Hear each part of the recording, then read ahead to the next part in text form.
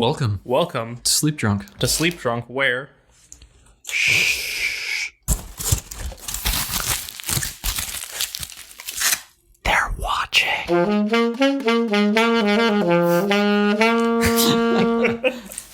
sure that was a great sound effect. I'm sure it was. You can let us know how it sounded. I'm going to wear this for the episode. Some tinfoil hat ASMR. Yep, I am wearing a tinfoil hat because... We should go sit by the window. And then people can watch us while Olavi's wearing his tinfoil hat. I'm right in line with the window. They should be able to see me. Well, then more people can see you. Yeah. But anyway. So I'm wearing a tinfoil hat because this episode is about security and internet privacy, which is something... I think we mentioned it on a previous episode. Yeah, it was actually last episode. Yeah, last episode, if that. But it's something that I think we've both become a bit more aware of lately. I think... I've always been somewhat aware of it for the past year or so. Oh yeah, I've always been a little aware of it, and I've known pretty much that, like, you know, large advertising companies such as Google and the like out there on the internet, they just know Google, mostly Google, Facebook, Amazon. Yeah, fair. They're all a part of it. They're all guilty. They know more about you than you would know about you. Yes, and I think. I'm sure a lot of you are familiar with the whole situation. If you're not, I think we'll link some video resources. I think just for the sake of expediency, and also because there are people we don't know any more about that than those people do, and they can explain it better. But so we'll link some resources in the show notes. But I think I did want to talk about why you should do this. Yeah. I think beyond just the fact that it's free, because a lot of people say, "Oh, I have nothing to hide. You know, I'm a totally upstanding citizen." That's great. If you're an upstanding citizen, that's awesome.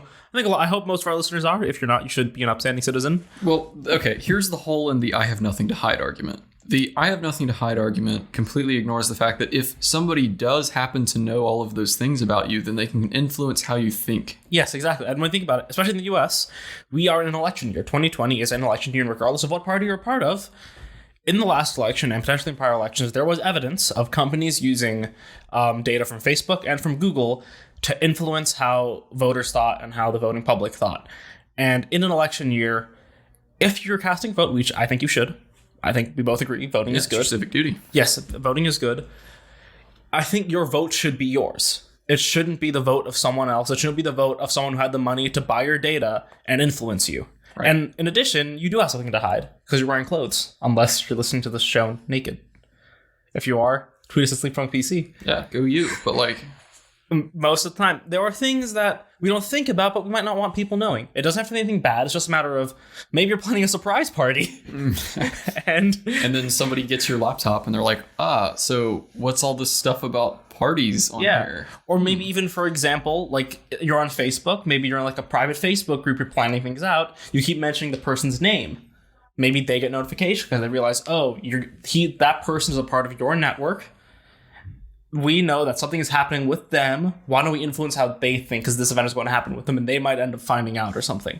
That's a very edge circumstance. Yeah, there's also the example that people love to pass around, and I've heard this probably a fair 3 times from different places. But there was once a woman that was still living with her parents, and she got pregnant, and Target knew that she was pregnant before her parents did, and they didn't find out until there were flyers of coupons coming in the mail with all sorts of things like diapers. Yes. And other baby-related accessories in them.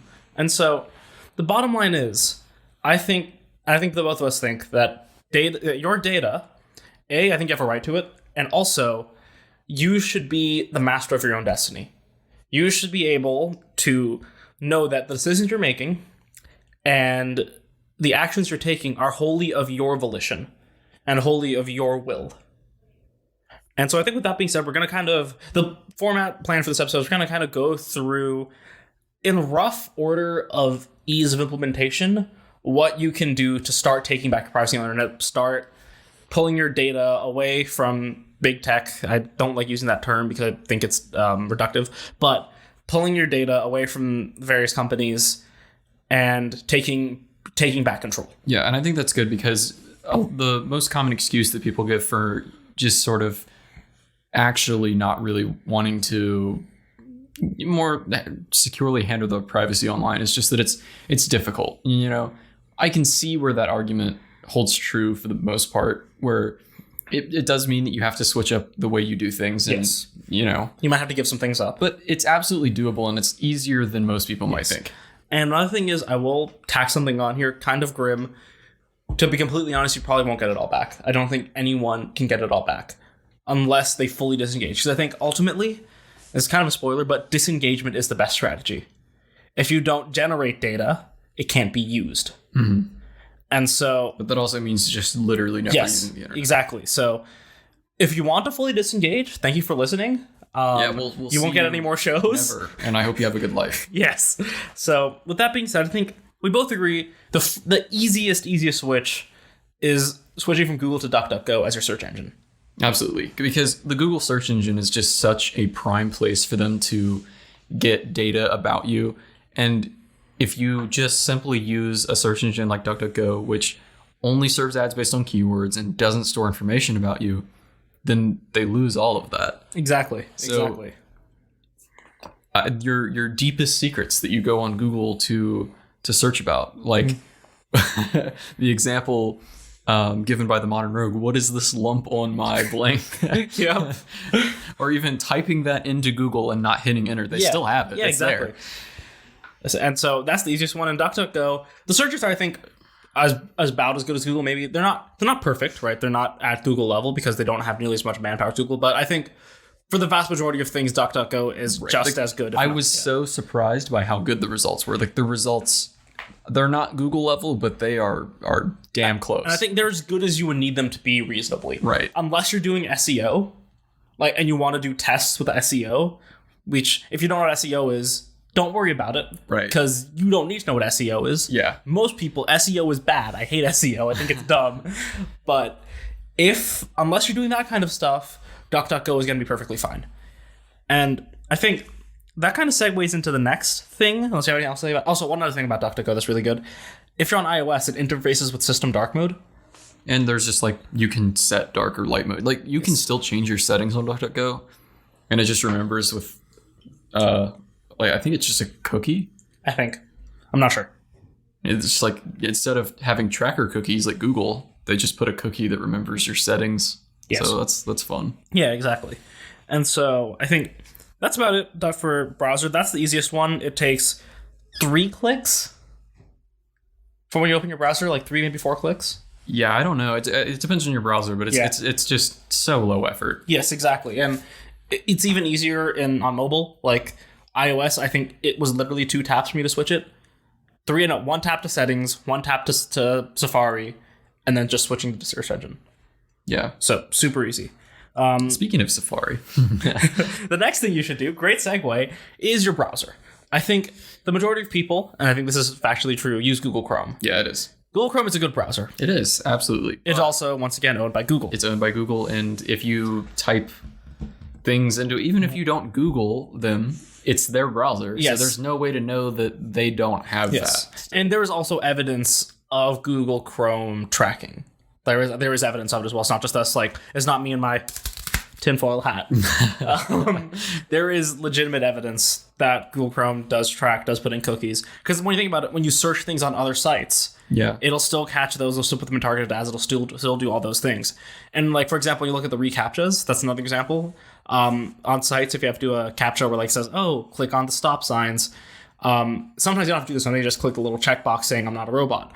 The way it does that is by tracking how your cursor moves. Mm-hmm. And that is legitimately how the technology works. You can look it up. You can DuckDuckGo it. I'm not going to say that. Don't worry. That was a one-time deal. Duck it. You can look that up. That is how that whole technology works. Is that it checks to make sure that your mouse movements don't look computery, and then it will go ahead and just authenticate you. You're just that accurate. My cursor just stays on that 1 pixel line to go over. Yep. It's just go along the x-axis. It's like a commercial. It's just straight linear. Yeah. But more on that. What's to say that incognito mode is actually incognito? Exactly. All those eyebrows raising. All those things you may or may not look at, hand-holding pictures.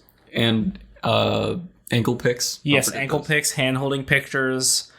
This is a really bad one. Looking into someone's eyes, making eye contact with people on the internet. You don't know. That's just the thing. You don't know if incognito was incognito. And there was also evidence that it legitimately isn't from various sites that still serve customized recommendations, And even though it's on incognito. Yeah, and even if like it isn't the browser that's doing it intentionally, there are still ways to completely identify you based on the way that your screen is shaped, like what your resolution is, Exactly. what extensions you have enabled, Your processor. yeah, your processor, all your versions and stuff. Like, because websites can completely get that. It's given to every website with your user agent. So. Yeah. I think there's a site that was run by the EFF Internet. No, is it EFF or EFF? I don't know. Oh, no, it's EFF, Electronic Frontier Foundation. It is an organization that's dedicated to internet privacy and related things, and it's called Panopticlick, and it'll be linked in the show notes. And what it is a tool that helps you identify how much of what's called your digital fingerprint, how much of that is being recorded, and to what extent you are identifiable. So I'd highly recommend going over there, trying things out, seeing where you're at, and then moving forward from there. Nothing? Okay. It just does that by itself. Yeah. So, there are alternatives, I think. We're not going to just tell you to switch off Chrome. We're not going to be alternatives.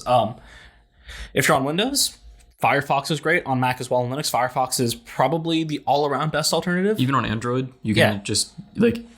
I know there's a whole sort of storm going around in Europe right now about Android and forcing you to use Google, but even in the States, you can still fairly easily switch. Yeah. All you have to do is download the Firefox or DuckDuckGo browser in the Play Store, which is what it is. Yeah. if you so want to. That's the problem. If you want to switch operating systems, go for it. If you so want to, you can flash a different operating system on your phone, but that's like high level stuff. Yes. But you can allow installation of apps from unknown sources and find an APK for Android of like Firefox or something. And I used to do a lot of APK stuff back on my old Android tablet, and that's actually pretty easy. It's really not difficult at all. And if your launcher doesn't let you, I recommend Nova Launcher. Highly recommend Nova Launcher. I've heard that's like the go-to for a lot of people. And you can set your search bar to just be a widget, and you can choose like the Firefox search bar widget, etc. And I think if you're on iOS, Firefox is also great. But frankly, Safari is really good on iOS and Mac because it's also one of the nice things about Safari is that's very well set up for RAM management. It manages RAM a lot better than Chrome does or than Firefox does on account of that it's made by Apple. That's like the whole joke with Chrome. But yeah, exactly. But so if you're on iOS, if you're on Mac OS, Safari is also a really, really good alternative. It runs fine. And that's like I suppose Edge probably is. I've heard like anything that comes with your OS, unless you're running like Windows 7 and you have IE, like just you're done unless you went down with Firefox. I think that's not getting your data anymore. No, but I think Edge is good, and I will still say Microsoft is still ultimately a software company, and so they're absolutely guilty of it. And if you use Windows 10, it's happening to you to some extent. Yes, they serve ads in Windows 10, which is. That's I think one of the big Apple is one of Apple's advertising points that they are a hardware company first and foremost, and so they legitimately privacy is one of their big things. Yeah. So if you are in the Apple, and they have like come head to head with the federal government about that, and they still are. Yes. And so if you're in the Apple ecosystem, Safari, the one drawback is the extension availability, but that is rapidly growing, and it's at a point where I think for most people, what you need is there, like your ad blockers. Your VPNs, your whatever, it's all there. And speaking of VPNs, another very clean transition to point number 3. Unless you have anything else to say about browsers. Running a VPN. This is also relatively easy to do. There are free ones available like Hotspot Shield. Although if you do, I would recommend getting an extension for your browser like HTTPS Everywhere that makes it so they can't inject ads and other things into your sites. And they probably do track you if you don't. Use HTTPS Everywhere, and they might still be able to look at your DNS stuff, but paid VPN services are just readily available. They're everywhere. You've absolutely 100% definitely heard an ad for one at some point somewhere. Speaking of which, this episode is brought to you by ExpressNordInternetAccess. Of course. Shield. Yes. ExpressNordInternetAccess Shield. And so because they're so readily available, like everyone has a VPN service. Yes. You can find them for dirt cheap anymore. Yes. Like good ones. Yeah. Like and really good ones. So that's and if you for those who don't know what a VPN is what it takes all of your network traffic, and instead of sending it directly to the target server, like let's say I want to open up, I don't know, Gmail, right? By our good friend Google. instead of going directly to Gmail, it will route through another server and help anonymize you. Yeah, it securely tunnels to another server, so anyone between you and that other server, like your ISP, whatever, like if you're at a college or university, they're monitoring services or anybody there. They have no idea. All it says is that, it's going to this client. Yeah, it'll and then go from to the other end, they just see that the the server that the VPN is using is accessing all their sites. There's no way to know that it's you unless you log into something. Yes, exactly. So VPNs are where it's at. And they do slow down your browsing a little bit, but I think for most people with if you get a good enough VPN service, they'll have a server in or near your area that is like near the same speeds. Yeah. I think for most people with relatively modern internet, you're not on like dial-up, you should a VPN. You won't have any super noticeable speed decrease unless you're maybe doing something very, very intensive. Yeah. With a somewhat limited connection. Yeah, I use private internet access, and they have one. The ones that it switches me back and forth between are the Washington D.C. area one and just the U.S. East one, which is in New Jersey, and they're both lightning fast. Yeah, exactly. So VPN is also really easy. Setup is pretty easy. I think if you've never done it before, it might seem a little daunting because you have to go into your operating system settings, but it's super straightforward, super easy. At least for PIA and most other ones, they just have an app that you install and it does the rest for you. Yeah, fair. I think, that depends. I think with the free ones I've done, you have to do a little bit of... You just have to go into settings. Hotspot actually has an app too. Yeah. But I think, at least for me, it's like, at least in Mac OS, you have to go in and say, allow VPN. And then that's okay, Mac OS is a whole different story. Yes. Security. I was just whining about how annoying it is that you have to enter a password for breathing. And whenever you think that you want to open an application, have fun going to system preferences, and clicking the security tab, then going to the other tab, and then clicking the allow button. Or if the allow button's grayed out, clicking the lock, typing in your password, of course, and then hitting the allow button. If you right click the application and hit open that way, it'll open without doing that stuff. It'll just give you, do you want to open this? Then you open it. Oh my God. Yeah. Still, it's a pain in the ass. You just have to right click. But beside the point, but even on macOS, which is notorious for needing to put your password in a bunch, you just flip a button. You literally click the switch, allow VPN, good. So yeah, VPNs, super easy, super simple, super good. Now I think from here on, we're kind of getting into things where it's becoming a bit more difficult to implement, in large part because of network effects. Well, also those things should be enough to realistically cover you. Yes. If you're conscious about your privacy, which is about where most people are at. Yeah. And so going forward, not bugging out about their privacy. Yeah. So going forward, these are going to be a bit more advanced. Still recommend doing them because at least this section, they're not hard, but a lot of them, it might just be a bit tedious, and it might involve you asking other people to do things. So I think the next one I put is messaging apps. So switching to a messaging app that has end-to-end encryption, which means that only the sender and the receiver can see the messages. Examples of this are WhatsApp, iMessage, Viber, Line, Signal, a carrier pigeon with a one-time pad encrypted message. So it's pretty straightforward. Just get a pigeon, train it to go to where you want it, and then just give it your paper. But the big thing here is, if you can, ditch Facebook Messenger. Absolutely. That's the big one. Ditch that as soon as possible. And honestly, just reduce your social media usage, which for me, once again, disengagement is the best strategy. Yeah. Disengagement is the best strategy always. But that being said, WhatsApp is it is owned by Facebook. It is owned by Facebook, yeah. But it is end-to-end encrypted, which means that only the sender and the receiver can see the message, because along the way it is encrypted. The receiver has the key, you have the other key. Encryption, it's a whole thing. I don't know. But it is encrypted. Yeah. Probably. Yeah, it is. It is. I was going to say, I don't know, go look at a course or something. Go on Skillshare or whatever. Yeah, to learn about RSA. I might want to beep that out of some, because they haven't sponsored us yet. A learning platform of some kind to learn about encryption. But most messenger apps nowadays do have LinkedIn Learning. Get out of here. I don't want them sponsoring us. But once again, the alternatives are already there. You might already be using them. iMessage is used by most people on iOS and macOS. iMessage, as we know, is very secure. Yeah, very secure. Then Line is good. WhatsApp encrypted. Telegram is great. Yeah, Telegram's another one.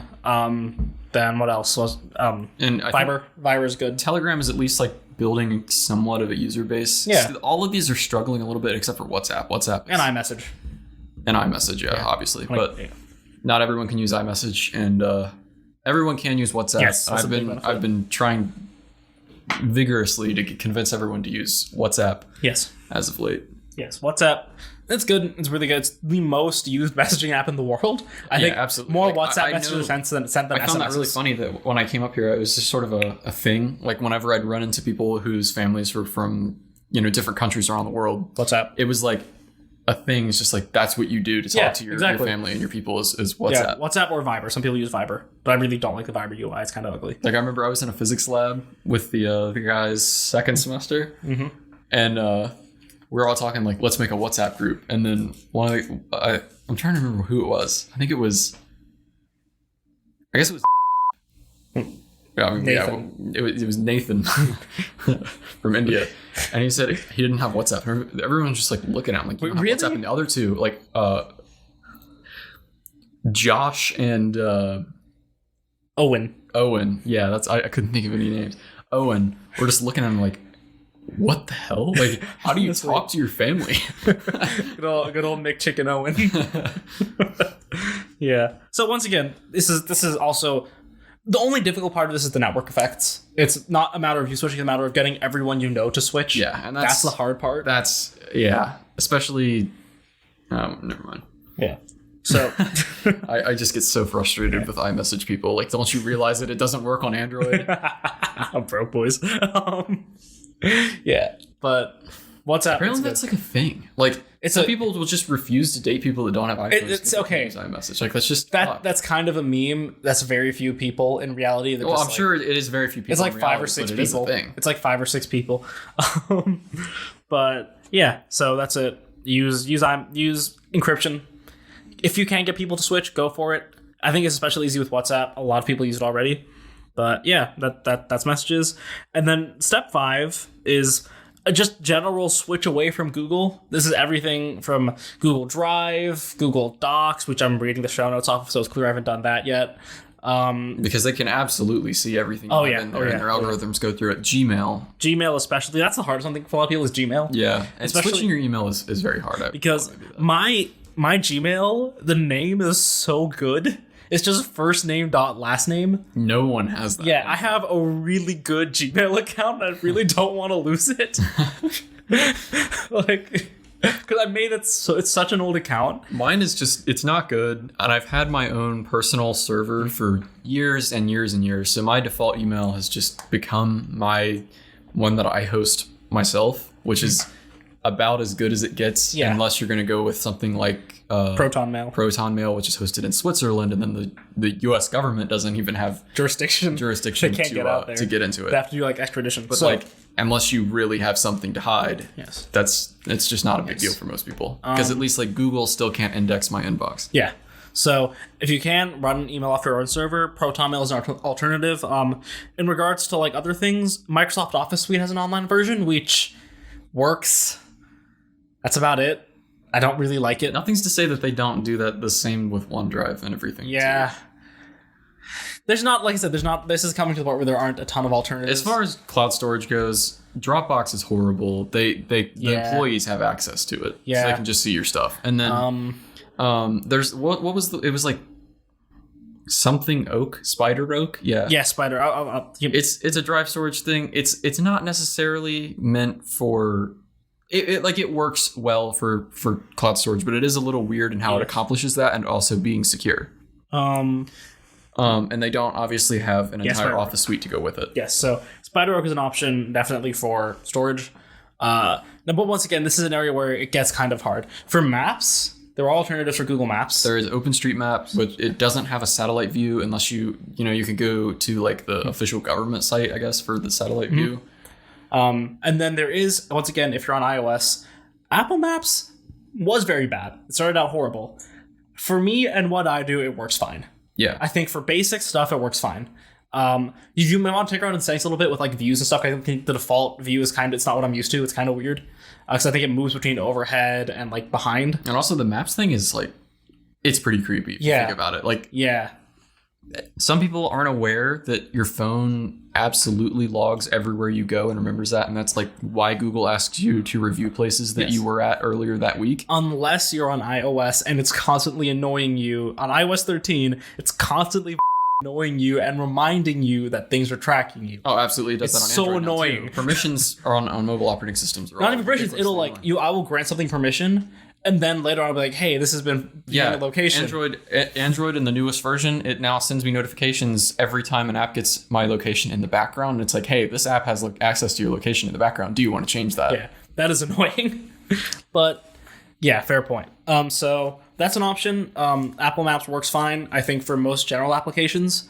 If you want to do something weird, like your name is CGP grade, and you want to travel out into the desert for a very long time without cell service, Google Maps might be better just because like offline downloads. Well, actually, OpenStreetMap. Yeah, OSM. There's a paid app on the Play Store called OSM AND, like Awesome And for OSM Android, that the whole thing runs off of downloaded offline maps. So that's an alternative. So OpenStreetMaps, it is also all user made. Yeah. So that's another benefit of it. And like everybody loves to bag on Wikipedia for being a wiki and like subject to the problems that wikis have, but like we all know that Wikipedia is in practice extremely reliable. Exactly. Yeah. So that's because people OSM. go in and regularly get rid of the malicious content. Yeah. So that's your maps. That one's easy. OSM, Apple Maps are going to be your two big options. Not Waze. Waze is owned by Google. Yes. So avoid Waze. And there was actually an interesting point they mentioned in the Modern Rogue video, which kind of sparked this, which I want to talk about for a second. And that is Google Maps is at a scale where they've gone from being an oracle, which is like someone who predicts things, to a sovereign, which is something that determines things. Because when you think about it, if everyone is going somewhere and everyone is using Google Maps, the fastest route will no longer be the fastest route because everyone's taking it. Google is picking different routes depending on who you are. Yeah, so you might not get the fastest route. So now sometimes it is just dumb. Like if you're on 95 South, you would know that it's dumb. Yes. Hey, take Route 1. I guarantee you it'll be faster. Wink, wink, wink, wink. Yeah, so that is the thing with Google Maps. Next thing is, once again, this is a network effects thing. Ditch social media. Yeah, this just wasn't an issue for me, but for some people, that's just like, that's what they do. Yes. That's going to be difficult. And obviously, I don't really have any way to add to that. Yes, I think Facebook, it's had to go for a long time. Like, I don't even know how many news articles, like it's somewhere in the tens of thousands probably, of articles talking about Facebook and the privacy invasive issues that it has. Zuck was at the Senate. But it's like, I mean, like, A, go figure. B, how many more articles do we have to publish to figure out that either people don't care or they're not listening? Yeah, so, but once again, hit the nail one more time. Ditch Facebook. Delete the account if you can. Facebook makes it very difficult to delete your account. Oh, yeah. It's like a 30-day process. Yes. Just don't use it. I do keep it around. I have mine. Yeah. Mine exists. I don't post on it. I think my profile picture is 5 years old. Mine probably is too. So Facebook's the big one. Instagram, which is going to be hard for a lot of people, especially our target demographic. By Facebook, and it is the big popular one of the day. That and Twitter. Yeah. And Snapchat. Yeah. Those are the big three. Although I think Snapchat's a bit better with privacy if you turn off your location on it. Yeah. Snapchat's a bit better with privacy. It's still not great. It's not nearly as good as people think it is.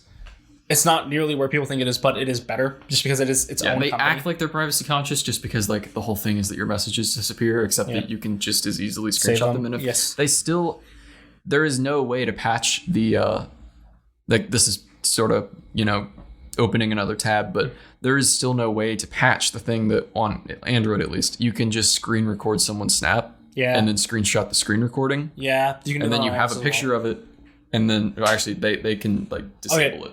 No, they don't. It just sends us. Back in the day, it would either send a screenshot notification or it would just not let you see it. Okay, well we'll find out if you're on iOS. But on Android, if you use a screen recorder like Rec, like REC, it works by emulating a casting device, and it's just recording it casting to itself. Yeah, and then Snapchat has no idea that it's happening, so they can't inform the other user or stop you from seeing the snap.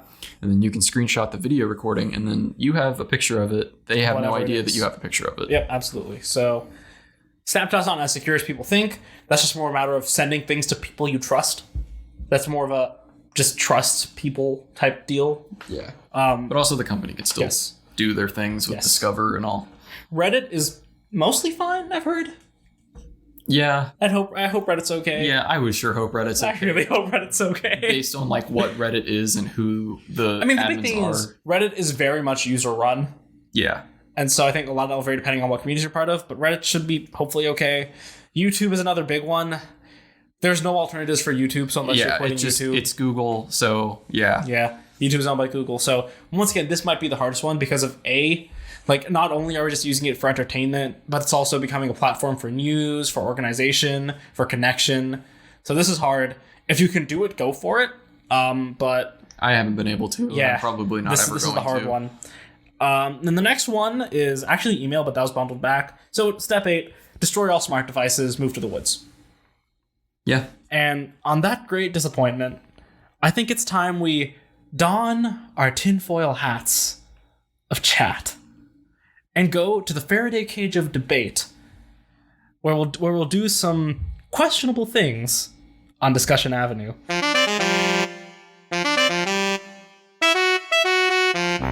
Yeet.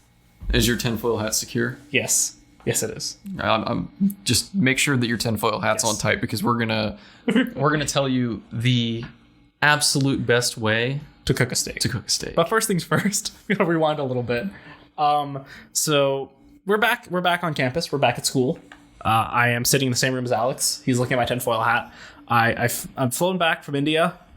That was nice. Classes have been good. I think we might save a professorial name reveal for next time. Mm-hmm.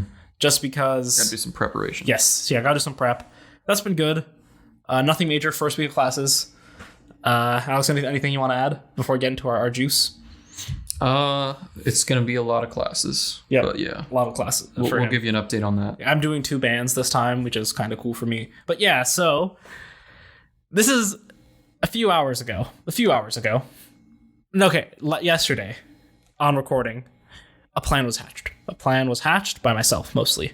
After watching a video by Google Foods, which will be linked in the show notes, the man is kind of one of the titans of the YouTube food game. Talked about all these ways you can cook a steak. Like, he is the thickest boy. Yes, he has eaten every kind of steak every possible way, and I am not exaggerating. He just has a steak YouTube channel. He's just a Wagyu A5 regular. Yes, he eats so much Wagyu A5. It's kind of disgusting. I'm jealous. Not in a bad way, in like I want to live like that way. So the man knows his steaks. I'm an enjoyer of steaks. Alex is an enjoyer of steaks as well. Absolutely, yes. And so we made a video which is like every way to cook a steak. Like 25 ways. It was kind of mimicking the Bon Appetit series, where they do that for similar things like eggs and chicken, etc. So one of the ways was in the dishwasher. Now you may think, Olavi, you're crazy. That's what Alex said. That's what Michael said. That's what Bree said. What everyone said. So everyone said I was crazy. Guga said, this is the best way to cook a steak. This is a great way to cook a steak. Yeah, it's like damn near close. Yes. And he said and Guga's also known for sous vide, and he said this is really close to sous vide. And so me and Alex decided to go to the store today, do some errands, take care of stuff, get some office supplies, stop by the grocery store, do our general store things. And then we stop by our local grocery store, and we pick up, we're thinking, let's do this. We pick up some steaks. We pick up a nice flat iron. It's $15. It was like, 1.3 pounds, something like that. Yeah, 1.3 pounds. 1.38, yeah, for $15. Yeah, so 1.4 pounds. It's nice flat iron steak, and so we take it back, we cut it up. Everyone's still doubting me. Everyone is doubting me. I use water immersion to vacuum seal it in a Ziploc bag, and if you don't know what that is, it's actually a very, very effective way to vacuum seal things. Yep, it's like, don't waste your money on a $40 vacuum sealer when you can just like stick it in a plastic bag in the sink. So what you do is that you just fill some container with water. You put your desired vacuum sealing item. I think this works better with meats. This doesn't work great with everything. Like, for example, if like it's porous, it won't work. Yeah. Like trying to vacuum seal a sponge, that won't work. But so you put it in your bag, you submerge it in water, and then the water will push the air up, and right when the water's about to reach the seam, seal it. Vacuum sealed thing. So once again, we gather everyone around to the dishwasher. I season the steaks with salt, pepper, and garlic powder, as Guga does. I think it's a pretty good spice combination. And I normally actually avoid garlic powder on steaks because I find it burns very easily. But I decided to put it in here. So I put salt, pepper, garlic powder, put it in the dishwasher, hot wash 1 cycle. Everyone is still doubting me for playing the Star Wars main theme as I do this. And now we're just hanging out. We get the rest of dinner ready, and we pull the steaks out in about an hour and 40 minutes. 43 minutes. We pulled it 42. 42? Okay. Well, actually, no. The dishwasher runs for an hour and 42 minutes, so we pulled it out at an hour and 40. Yeah. So we pulled it out early because it was drying. We didn't want to dry the bags so they might get weird. But so then we take them out. We temp check them. Perfect medium rare. Perfect edge to edge. I heat up my wonderful cast iron skillet. Just throw those in there just to sear each side. Nice knob of butter, garlic, baste them on the cutting board to cool. There'll be pictures in the show notes. When I say it's the best steak I've had in a while, I mean it. Absolutely. Yeah. It's like so good. Like my dad buys some really, really good cuts of steak, and he's pretty good at grilling. He's gotten the temperatures down, and we have some excellent steaks at home. This was like right on par with those. And this was I think $5 per steak. Yeah. Steak. Like it's I thought it was gonna be okay. That my thought was there's no way it's gonna be good. It's gonna be okay. It'll be fine, right? It'll be we made steak in the dishwasher once and it came out all right. You should totally try it once. We're gonna do this more. Yeah, like this is gonna be an almost weekly thing for us. This is gonna be a weekly thing. If you haven't done it, especially if you're in a college scenario, if you happen to have an apartment and you have access to a dishwasher, or even like in a common kitchen. Kind of a dick move. Kind of a dick move if it's a slow day. If it's a slow day or late or common kitchen off time. By all means, throw some steaks on the bottom rack. And bottom rack, not top rack. Yeah. Unless you have a very good dishwasher, then maybe like that has spouts on the top rack as well. Just bottom rack. Bottom rack. So I do mean try it. Like because it came out so much better than I thought it would. So much better. It's changed my perspectives on steak. And another benefit of it is that cooking steak the right way, which is if you're indoors on a like really hot pan, you sear it nice, you get it all set, that generates a lot of smoke.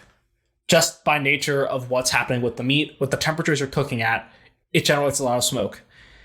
If you're doing it this method, what you do is you dishwasher sous vide it, which is, for those of you who are unaware, sous videing is a technique where you immerse the food in a sealed bag in a temperature-controlled water bath for a long period of time that gets to exactly the temperature you want it at and keeps it there.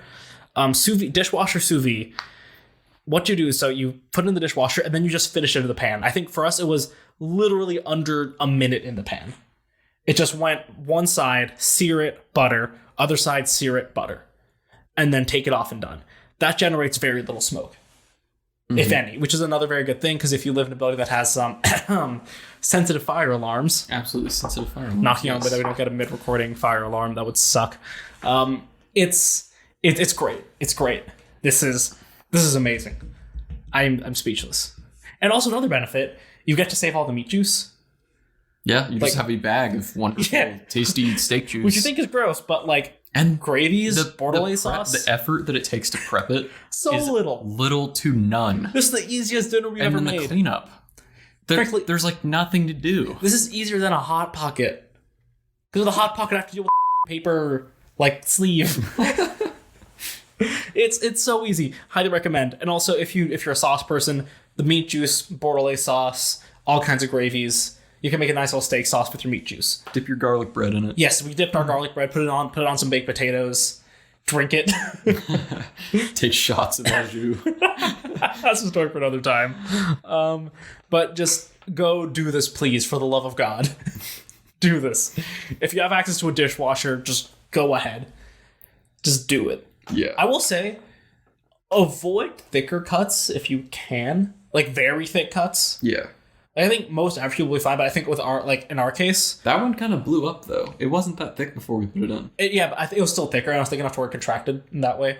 So the flat iron we had like a thicker portion, and I have to get that portion. And I like my steaks on the rarer side. Like I will go the low end of rare or of medium rare, not the low end of rare. I'll go the low end of medium rare. Even that, like I liked it, but it might come out a little bit rare. Plus, if it's a really thick cut. Yeah, like I'm talking. That was maybe that was an inch and a half. An inch and a quarter. Yeah, like that was a very thick piece just because of how it knotted up. So yeah, most cases you'll be fine. That's the one recommendation. Yeah, mine was about 3/4 of an inch thick. Absolutely perfect. Yeah, and so just go for it. Do this for the pan searing technique. Just throw it in really hot pan. I think our stove, I set it to 8, which is a completely arbitrary number. But completely arbitrary. Stove, especially electric stove temperatures, meaningless. Set it, don't max it out. Maybe like a quarter of the way down from maxed out. Get it nice and hot. This should be the point where your oil is shimmering. Like you'll know what I mean when you see it. The oil has like waves in it. Yeah, that's when it's ready. So throw it in there, let it sear, and then I put the butter in early. Flip it. Let the other side start to sear, and then put in like a nice big knob of butter, maybe cut it in half, and some garlic, if you have it, thyme or rosemary, and just take the butter, melt it, and just like pour it on the steak. Like keep pouring it on the steak, baste it. It'll be beautiful. It was beautiful. All of our parents doubted us. Yeah, all of our parents were idiots, and then we sent the pictures, and they're Screw you, boomers! Screw you, boomers! We did it. Zoomers for life. Zoomer Cooking brings you the new appliance that you didn't know could cook, your dishwasher. Yep. I know some people try to do lasagna in their dishwashers. That's just a bad idea. Don't do that. The one thing is, you can do other stuff too. I was thinking at some point doing potatoes, not whole potatoes, but cubed up potatoes, playing mashed potatoes. Mm-hmm. I will say, make sure it's in a Ziploc bag. Make sure it's vacuum sealed. And then you're good. If you have a vacuum sealer, do it. Otherwise, Ziploc bag and water displacement. It's perfectly fine. Especially for a steak where it's relatively uniform. And there aren't very many pockets for air to hide. So with that said, thank you for listening to this episode of the Sleepdrunk Podcast. Do remember to share the show. I really appreciate it. It really helps us grow. Help inform people of their privacy and ideal steak cooking methods. At the same time. Hit two birds with one stone. 2 birds at one stone. And don't forget that the Sleepdrunk Podcast can be found on any of your favorite podcasting platforms, including Apple Podcast, Google Podcast, Google Play, Spotify, Stitcher, YouTube, and more. We'll catch you next week.